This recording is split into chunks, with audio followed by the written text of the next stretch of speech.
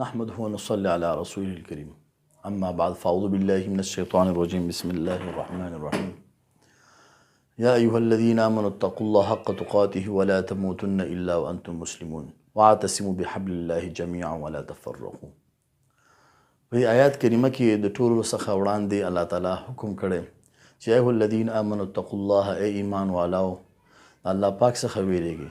د الله پاک څخه ویری مطلب دا دی چې خپل ځان د هر قسمه ګناهونو څخه وساته، که هغه غټ ګناهونه وي او که واړه ګناهونه، که هغه ظاهري او باطني ګناهونه وي، که هغه د حقوق الله متعلق وي او که د حقوق العباد متعلق وي، دې ټولو څخه ځان وساته.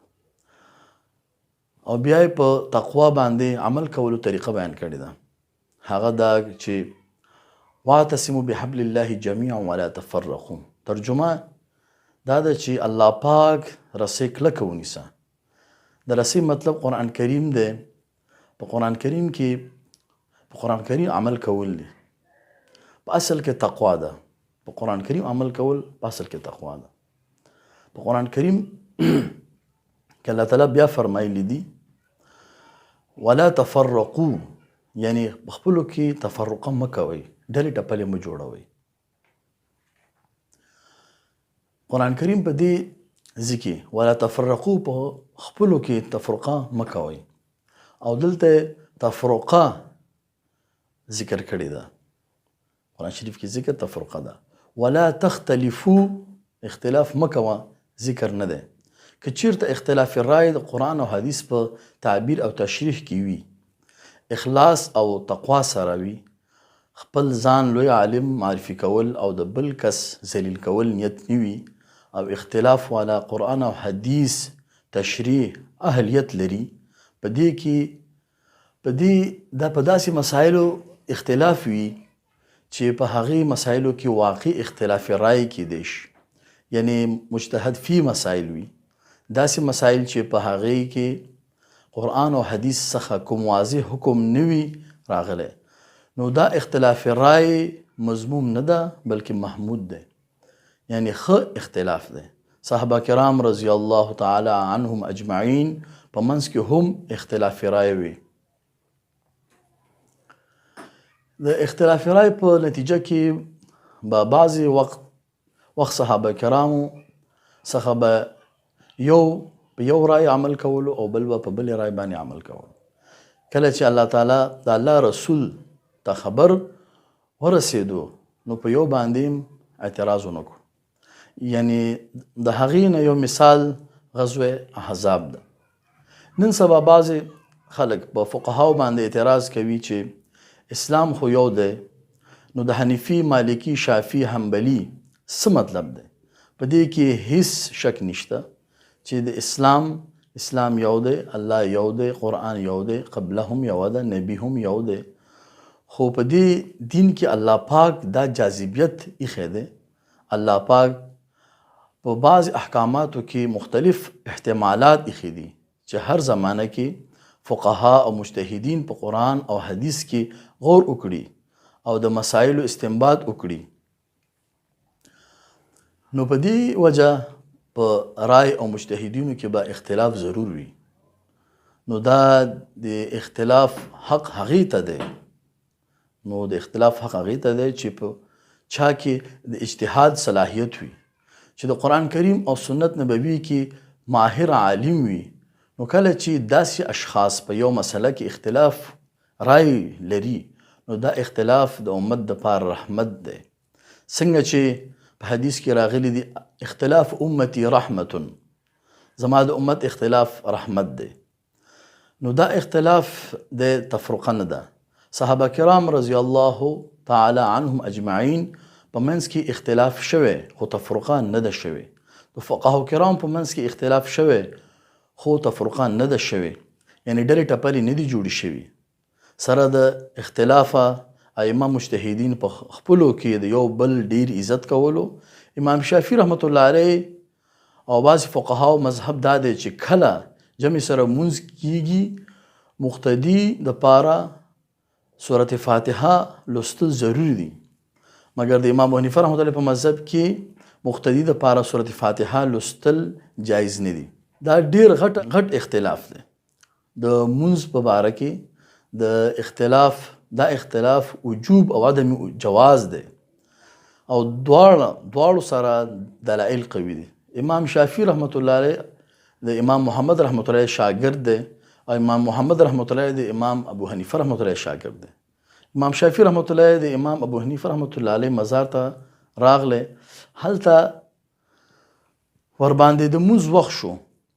د امام شافعي رحمت الله علیه عام عادت دا و چې هغه امامت نه کولو، یعنی مونځ ته نه مخکې کېدو، جمع به یې نه ورکوله، خو دلته خپله امامت هم وکړو، جمع یې ورکړه او په مونځ کې رفع الیدین ونه کړل.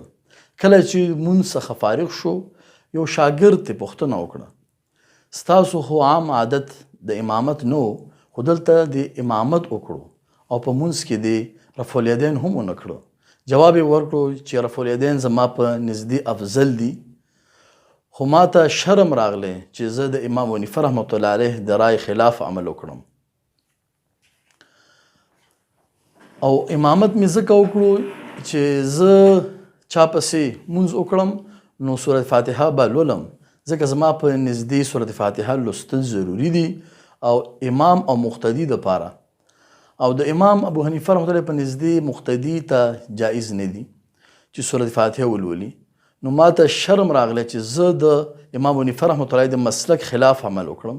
نو په دې وجه زه خپله امام جوړ شوم چې امام ته دواړه مذهبونو کې سورة فاتحه ضروری دي.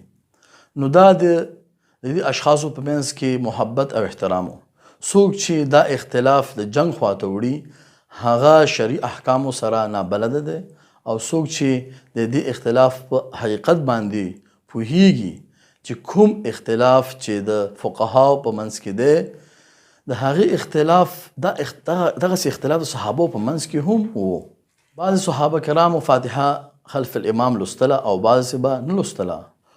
بعضې صحابه کرامو رفع الیدین کول او بعضې به نه کولو. قرآن کریم د صحابه کرام په باره کې وایي اشداء علی الکفار رحماء بینهم، صحابه کرام کفارو سره مقابله کې سخت دي او په خپلو کې نرم یا مهربانه دي. په دو حالاتو کې اختلاف رای نه وي، یا خو ټول کم عقله وي چې یو کس خبره وکړي او خبره یې مناسبه نه وي خو ټول ورسره موافقت لري، یا ټول منافق وي خپل د زړه رای پټوي او په غیر مناسبه رای باندې موافقت کوي. چې کم عقله هم نه وي او منافق هم نه وي او خيار او امانتدار سړی وي، انسان وي، نو بیا خو ظاهره خبره ده چې اختلاف رای به ضرور کیږي. د هر علم او فن ماهرینو دا حال دی. ډاکټرانو په منځ کې اختلاف رای شته، د انجینرانو په منځ کې د اختلاف رای شته، د قانوندانانو په منځ کې اختلاف رای شته، خو تفرقه ډلې ټپلې جوړول ډیره عظیمه ګناه ده چې شریعت په یو حال کې هم د تفرقې اجازه نه ده کړې. د خنزیر غوښه خوړل حرام دي، تفرقه یا ډلې ټپلې جوړول دې څخه غټه ګناه ده. څنګه چې شراب څکل غټه ګناه ده، حرام دي، تفرقه او ډلې ټپلې جوړول د شراب څکلو نه غټه ګناه ده. یو عظیم مثال دا دی چې حتیم په بیت الله کې ولی شامل نشو. په اصل کې بیت الله د تعمیر بنیاد کې حتیم هم شامل وو.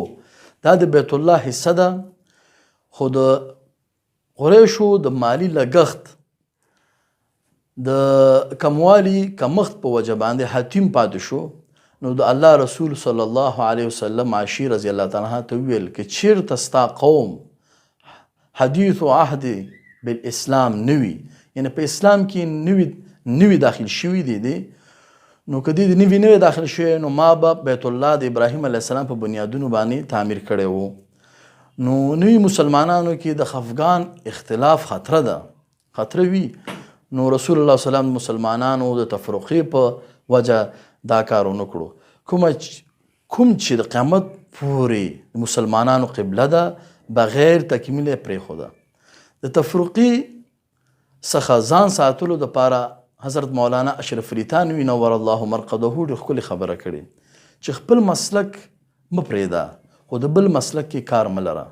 واخر دعوانا الحمد لله رب العالمين.